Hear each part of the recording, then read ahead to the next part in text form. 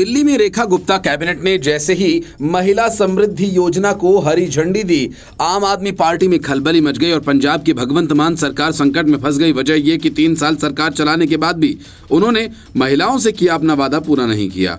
नतीजा ये हुआ कि पटियाला में महिलाओं ने भगवंत मान के काफिले को रोकने की कोशिश की।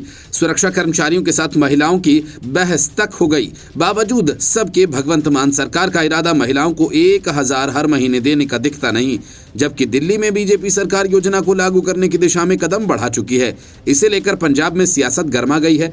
विपक्ष ने सत्तासीन आम आदमी पार्टी पर महिलाओं के लिए प्रति महीने 1000 रुपए की गारंटी पूरा न करने के चलते हमला बोला। नेता प्रतिपक्ष प्रताप सिंह बाजवा ने कहा कि सीएम भगवंत मान ने 2022 में सत्ता में आने के पहले प्रदेश की 1 करोड़ महिलाओं से हर महीने 1000 रुपए आर्थिक मदद देने की घोषणा की थी। सरकार को 3 साल हो गए, लेकिन अब तक महिलाओं से किया गया वादा पूरा नहीं किया गया। आम आदमी पार्टी पर महिलाओं का 36,000 करोड़ रुपए के रूप में कर्ज बकाया है। 18 साल से अधिक उम्र की महिलाओं को 1000 रुपए प्रतिमाह वजीफा देने का आप सरकार का बहुचर्चित कार्यक्रम लंबे समय से लंबित है। बाजवा ने कहा कि वो आगामी पंजाब विधानसभा के बजट सत्र में इस मुद्दे को उठाएंगे। बाजवा ने कहा कि मान सरकार को महिलाओं को 3 साल का बकाया देने के लिए तैयार रहना चाहिए, क्योंकि मूल वादा सरकार बनाने के बाद इसे शुरू करने का था। भारतीय जनता पार्टी पंजाब के उपाध्यक्ष सुभाष शर्मा ने कहा कि आम आदमी पार्टी लोगों से झूठे वादे करके सत्ता में आई थी। पार्टी ने नशा खत्म करने, रोजगार देने और महिलाओं को 1000 रुपए महीना देने के साथ ही बड़े बड़े वादे किए थे, लेकिन इनमें से कोई वादा पूरा नहीं किया गया। हालात ये हैं कि युवा पंजाब छोड़ बाहर जाकर बस रहे हैं। प्रदेश में बेरोजगारी की दर बढ़ती जा रही है, जिस कारण युवा नशे की चपेट में हैं। सुभाष शर्मा ने कहा कि जब सरकार अपना प्रमुख वादा महिलाओं को 1000 रुपए महीने का पूरा न कर पाई, तो उससे और क्या उम्मीद की जा सकती है। शिरोमणि अकाली दल के प्रमुख प्रवक्ता अर्शदीप सिंह कलेर ने कहा कि राजनीतिक दलों की तरफ से लोगों के साथ जो भी वादे चुनाव के समय किए जाते हैं, उन्हें पूरा किया जाना चाहिए। उन्होंने कहा कि मान सरकार ने जिस वादे के साथ जोर शोर से साथ प्रचार किया था, पार्टी इसे लेकर लोगों के घर घर पहुंच रही थी, लेकिन उस वादे को ही 3 साल के अंदर लागू नहीं कर सकी। ऐसा करके पार्टी ने लोगों के साथ विश्वासघात किया। महिला दिवस पर नेता प्रतिपक्ष प्रताप सिंह बाजवा ने सीएम मान को उनके वादे को लेकर घेरा। बाजवा ने कहा कि सीएम भगवंत मान ने 2022 में सत्ता में आने से पहले प्रदेश की 1 करोड़ महिलाओं से हर महीने 1000 रुपए आर्थिक मदद देने की घोषणा की। बाजवा ने कहा कि सरकार को 3 साल हो गए, लेकिन अब तक महिलाओं से किया गया वादा पूरा नहीं किया गया। आम आदमी पार्टी पर महिलाओं का 36,000 करोड़ रुपए के रूप में कर्ज बकाया है। बाजवा ने कहा 18 साल से अधिक उम्र की महिलाओं को 1000 रुपए प्रति माह वजीफा देने का मान सरकार का बहुचर्चित कार्यक्रम लंबे समय से लंबित है। कांग्रेस के वरिष्ठ नेता बाजवा ने कहा कि मान सरकार को महिलाओं को 3 साल का बकाया देने के लिए तैयार रहना चाहिए। Bureau report, news of India.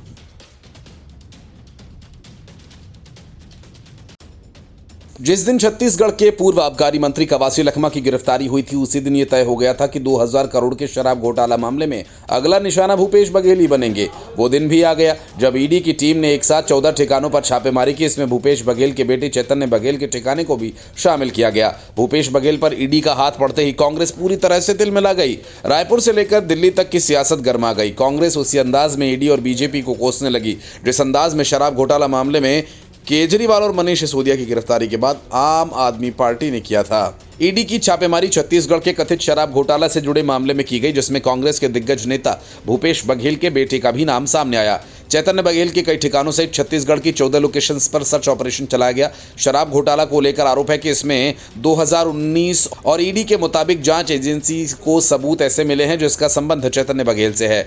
Agency ने मौजूदा सबूतों को तलाशी का आधार बताया। ईडी की जांच में सीनियर ब्यूरोक्रेट्स, राजनेताओं और आबकारी विभाग के अधिकारियों से जुड़े एक नेटवर्क का भी पता चला। इस सिंडिकेट पर एक समानांतर आबकारी प्रणाली संचालित करने का आरोप है,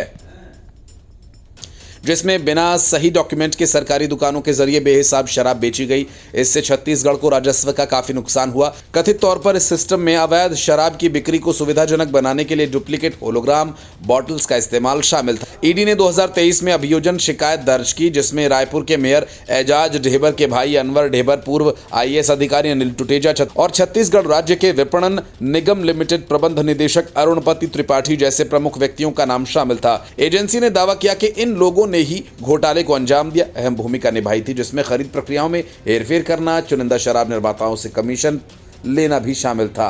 कथित घोटाले के मामले में एक्शन लेते हुए एजेंसी ने व्यापारियों और पूर्व ब्यूरोक्रेट्स सहित अलग अलग आरोपियों से जुड़ी करीब 205 करोड़ 49 लाख रुपए की संपत्तियां जब्त की।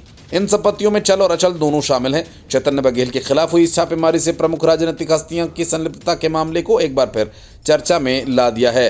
हालांकि पूर्व सीएम भूपेश बघेल पहले ही घोटाले से जुड़े आरोपों से इनकार कर चुके हैं।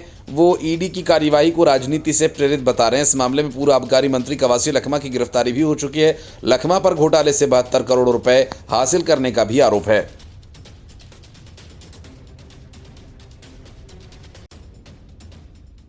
जिन किसानों के कंधे पर बैठकर केजरीवाल और भगवंत मान ने पूरा पंजाब जीता और जीत की खुशी में उन किसानों से काफी वादे भी कर डाले, लेकिन जब उन वादों को पूरा करने की बारी आई तो भगवंत मान मीटिंग में किसान नेताओं को भला बुरा कहकर निकल गए। पुलिस नेताओं को चुन चुन कर गिरफ्तार करने लगी और जब बात बिगड़ी तो फिर बिगड़ती ही चली गई। नौबत यह आ गई कि किसान पंजाब में आम आदमी पार्टी के सभी विधायकों के घर को घेर रहे हैं।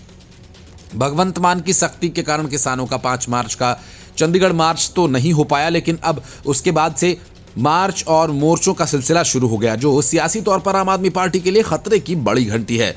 किसान नेताओं का कहना है कि ये कार्यवाही उन्हें दबाने और आंदोलन को कमजोर करने के लिए की गई। ये वही आम आदमी पार्टी है जिसने दिल्ली में किसानों के विरोध प्रदर्शनों का खुलकर समर्थन किया था, लेकिन अब दिल्ली की सत्ता जाने के बाद उसकी नीति बदल गई। जब भगवंत मान विपक्ष में थे तब उन्होंने खुद किसान आंदोलनों में भाग लिया था, लेकिन अब उनका रवैया बदल चुका है। किसान नेताओं के अनुसार पहले की सरकारें, कांग्रेस और बीजेपी, अकाली दल भी विरोध दबाने के लिए कदम उठाते थे, लेकिन मान सरकार ने इस मामले में ज्यादा सख्ती दिखाई। भगवंत मान पर आरोप यह है कि वे किसानों के साथ बैठक बीच में ही छोड़कर चले गए, जो किसी भी मुख्यमंत्री के लिए एक बहुत ही अटपटा कदम माना जा रहा है। यही वजह है कि पंजाब के किसान नेताओं को लगता है कि सत्ता में आने के बाद उनके नजरिए में परिवर्तन आया, क्योंकि दिल्ली की सीमाओं पर जब किसान रास्ता रोके बैठे थे तो दिल्ली के मुख्यमंत्री रहते हुए अरविंद केजरीवाल खुद उनके समर्थन में पहुंच गए थे। पंजाब के सबसे बड़े किसान संगठन भारतीय किसान यूनियन उग्राहां के अध्यक्ष जोगिंदर सिंह उग्राहां ने आरोप लगाया कि आम आदमी पार्टी खुद एक आंदोलन से निकली हुई पार्टी है, धरना प्रदर्शन की राजनीति को अच्छे से पहचानती है। दिल्ली में केजरीवाल सरकार ने किसान आंदोलन का पूरा समर्थन किया, लेकिन पंजाब सरकार की रणनीति बदल गई। अब वही सरकार किसानों के विरोध को दबाने के लिए पुलिस और प्रशासन का इस्तेमाल कर रही है।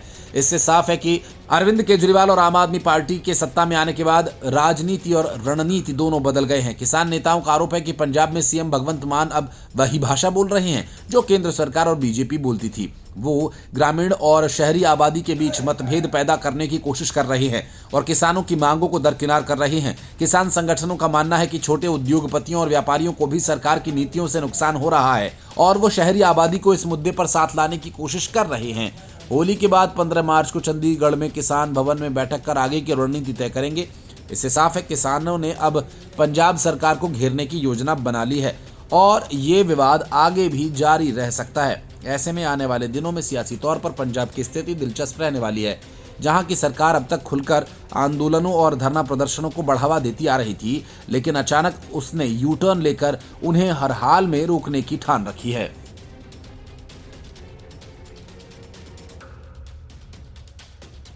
Bureau report, news of India.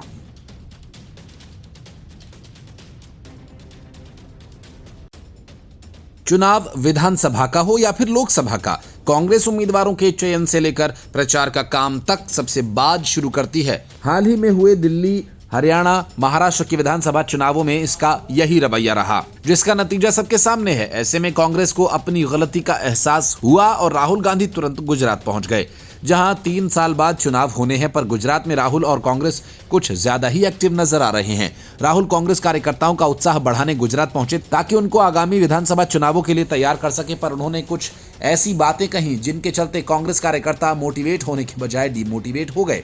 Rahul ने भरी सभा में कह डाला, मैं कांग्रेस पार्टी का मेंबर हूं और स्टेज से मैं ये कहना चाहता हूं कि गुजरात को कांग्रेस पार्टी रास्ता नहीं दिखा पा रही।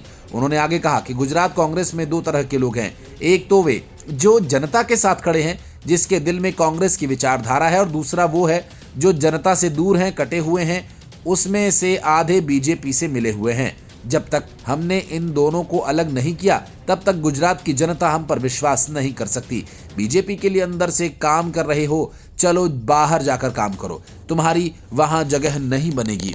वो तुमको बाहर फेंक देंगे। दरअसल इस तरह की बातों से कोई भी ऑर्गेनाइजेशन अछूता नहीं होता। राहुल गांधी के इस बयान का दुष्परिणाम ये रहा कि हर गुट दूसरे गुट को बीजेपी की बी टीम साबित करने की कोशिश कर रहा है। सभी अपने विरोधी गुट को निपटाने के लिए बीजेपी से उसके संबंधों को साबित करने की कोशिश करेंगे।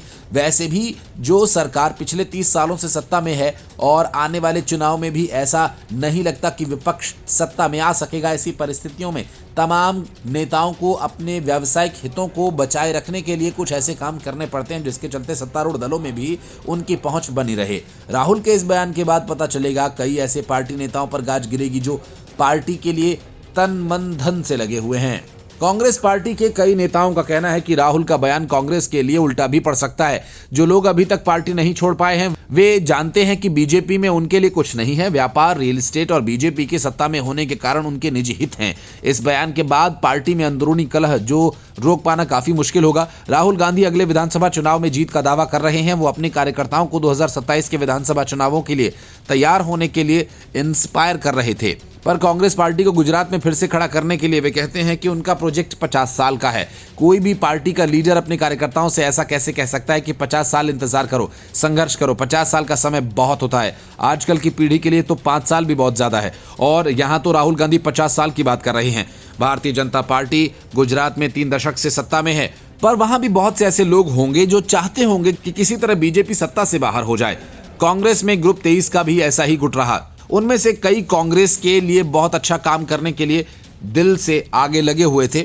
जाहिर है राहुल गांधी के इस आश्वासन के बाद या तो गुजरात से ऐसे लोगों को पार्टी छोड़नी होगी या बीजेपी से मिले होने का आरोप लगाकर उन्हें खलनायक बना दिया जाएगा। राहुल कहते हैं कि गुजरात फंसा हुआ है, यह आगे बढ़ना चाहता है। गुजरात की कांग्रेस पार्टी उसको रास्ता नहीं दिखा पा रही है। हालांकि राहुल ने 2022 के गुजरात विधानसभा चुनाव में सिर्फ एक सभा की। जब वे खुद ही सक्रिय नहीं रहे तो बाकी कांग्रेस से उम्मीद क्या कर सकते हैं। Bureau report, news of India.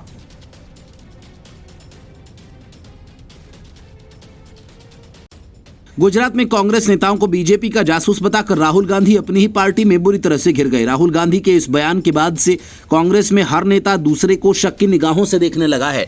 इतना ही नहीं, पार्टी में एक दूसरे को पसंद नहीं करने वाले लोग भी अब उन्हें बीजेपी के स्लीपर सेल का नेता बताने पर तुल गए हैं जिन्हें वे पसंद नहीं करते। गुजरात से असम तक, आंध्र प्रदेश से लेकर झारखंड कांग्रेस तक के अंदर यही खेल शुरू हो गया। लेकिन इन सबके बीच मध्य प्रदेश कांग्रेस के सीनियर नेता दिग्विजय सिंह राहुल गांधी से एक सवाल पूछ रहे हैं जिसका जवाब दे पाना उनके लिए आसान नहीं। दिग्विजय सिंह ने बिना किसी लाग लपेट के राहुल गांधी से सवाल किया कि वे बीजेपी के जासूसों को पार्टी से बाहर कब करेंगे।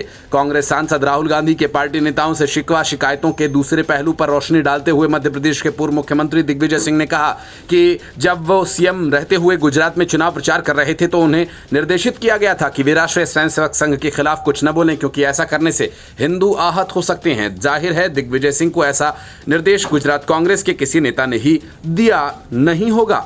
मतलब साफ है, उनका निशाना दिल्ली में बड़े पदों पर बैठे कांग्रेस नेताओं पर था जिनकी वजह से दिग्विजय सिंह की पार्टी में पूछ अब नहीं के बराबर है। राज्यसभा के वे सदस्य तो हैं लेकिन उन्हें पार्टी ज़्यादा मौका नहीं दे रही है, न ही बड़े मसलों पर उनकी सलाह ही ली जा रही है। माना जा रहा है कि दिग्विजय सिंह के बाद पार्टी के कई दूसरे नेता भी राहुल गांधी से ऐसा सवाल कर सकते हैं। दिग्विजय सिंह ने भाजपा और आरएसएस पर धर्म के नाम पर हिंदुओं का फायदा उठाने का आरोप लगाया। उन्होंने आरोप लगाया कि सच ये है कि संघ हिंदुओं का प्रतिनिधि नहीं, असल में वो धर्म के नाम पर उन्हें गुमराह कर उनका फायदा उठाता है। उन्होंने संघ की वैधानिकता पर सवाल उठाते हुए कहा कि आखिर कौन से सर्वोच्च हिंदू धर्म गुरु यानी शंकराचार्य आरएसएस का समर्थन करते हैं। हिंदू धर्म गुरुओं में शंकराचार्य की परंपरा हजारों सालों से अब तक चली आ रही है। आखिर आज इनमें से कौन से शंकराचार्य भाजपा और संघ का समर्थन करते हैं। दिग्विजय सिंह ने कहा कि भाजपा का एकमात्र उद्देश्य लोगों को धर्म के नाम पर लूटना और सत्ता पर काबिज होना है। वरिष्ठ कांग्रेस नेता ने राहुल गांधी को उनके हालिया बयान पर बधाई देते हुए अपने पोस्ट में कांग्रेस महासचिव जयराम रमेश समेत कई वरिष्ठ कांग्रेसियों को टैग किया और साथ ही कहा कि कांग्रेस पार्टी के भाजपा समर्थकों को बर्खास्त करें।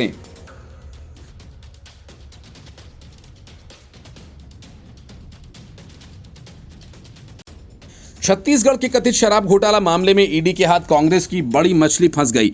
ये मछली कोई और नहीं बल्कि राज्य के पूर्व सीएम भूपेश बघेल हैं, जिनके घर ईडी को बोरियों में भरे नोटों की अकूत गड्डियां मिली। नोट इतना ज्यादा है कि ईडी उन्हें गिनने के लिए मशीन तक लेकर आई। शराब घोटाला मामले में भूपेश बघेल इतनी आसानी से फंस जाएंगे, इस बात का अंदाजा शायद कांग्रेस को भी नहीं रहा होगा, क्योंकि ईडी ने सुबह जैसे ही भूपेश बघेल, उनके बेटे चैतन्य बघेल सहित 14 ठिकानों पर छापेमारी शुरू की, कांग्रेस ने उसी वक्त हंगामा मचाना शुरू कर दिया और उनके नेता ईडी और बीजेपी पर हमला करने लगे। जैसे ही बघेल आवास पर नोट गिनने वाली मशीन मंगवाई गई, कांग्रेस के सारे नेता खामोश हो गए। हालांकि छापेमारी में नोट मिलने की खबर के बाद कांग्रेस के कार्यकर्ताओं ने बघेल के घर पहुंचकर हंगामा किया। ईडी की टीम पर पत्थर फेंके गए। छापेमारी में नोटों के अलावा ईडी के हाथ कई दस्तावेज भी लगे हैं, जिसकी जांच की जा रही है। जानकारी के मुताबिक चैतन्य बघेल अपने पिता के साथ भिलाई में रहते हैं, उस परिसर पर भी छापे मारे गए। ईडी को शक है कि चैतन्य बघेल शराब घोटाला मामले में हुई आय प्राप्त करता है। राज्य में करीब 14 से 15 परिसरों पर छापे मारे जा रहे हैं और इस बीच प्रदेश कांग्रेस कार्यालय में सुबह से ही गहमा गहमी बनी हुई है। उधर भूपेश बघेल के घर के बाहर पुलिस और कांग्रेस कार्यकर्ताओं के बीच धक्का मुक्की भी हुई।